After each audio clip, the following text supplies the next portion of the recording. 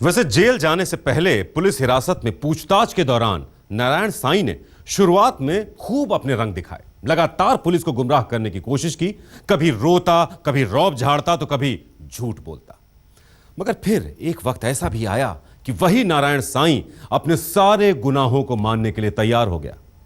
आइए देखते हैं कि पुलिस हिरासत में नारायण साईं ने क्या कुछ बताया।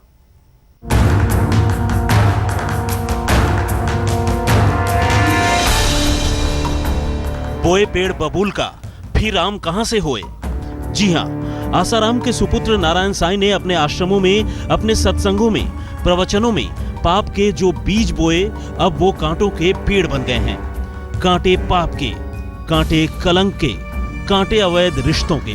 पुलिस के सामने नारायण साईं अपनी साधिका जमुना से नाजायज रिश्तों का सच तो उगल चुका है, लेकिन जमुना से नाजायज औलाद पर वो टाल मटोल कर रहा है। लेकिन नारायण के इस पाप का भांडा फोड़ने के लिए उसकी पत्नी जानकी भी है।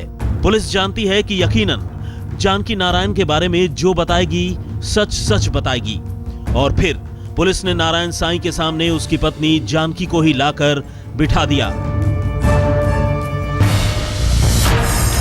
नारायण की पत्नी ने बताई पूरी सच्चाई।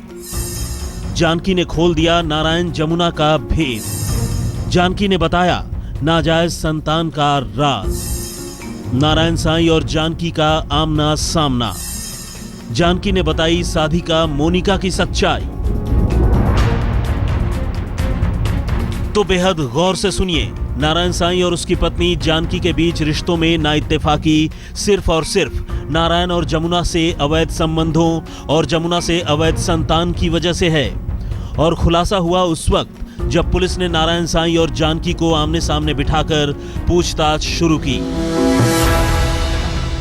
नारायण, बताओ कि यमुना के साथ तुम्हारा क्या रिश्ता है? हाँ, ये सही है कि मेरे और जमुना में संबंध है, लेकिन बच्चे के बारे में मैं कुछ नहीं कहना चाहता। नहीं, तुम झूठ बोल रहे हो। तुम्हारे जमुना के साथ नाजायज रिश्ते थे, जिसकी वजह से तुम्हारा एक बच्चा भी है। नारायण, ये बताओ कि क्या तुमने जानकी को बच्चा गोद लेने के लिए दबाव बनाया था? और ये भी बताओ कि जानकी और तुम्हारे बीच रिश्ते कैसे थे और क्यों तुम बच्चा गोद लेने के लिए दबाव बनाते थे? जानकी माँ नहीं बन सकती थी। जानकी, नारायण कह रहा है कि तुम माँ नहीं बन सकती हो, इसलिए तुम्हें बच्चा गोद लेने के लिए कहा था इसने। ऐसा कुछ भी नहीं है, मैं माँ बन सकती हूँ। जानकी, ये बताओ कि तुम्हारे और नारायण के बीच दरार की वजह क्या थी? सिर्फ और सिर्फ जमुना का बच्चा इसकी वजह है। जानकी, ये बताओ कि मोनिका अग्रवाल के साथ नारायण साईं के रिश्ते कैसे हैं? मुझे पता है कि इन दोनों के बीच में कुछ गहरे संबंध हैं। मैंने एक दो बार इन दोनों को वृंदावन आश्रम के कमरों में जाते हुए भी देखा है।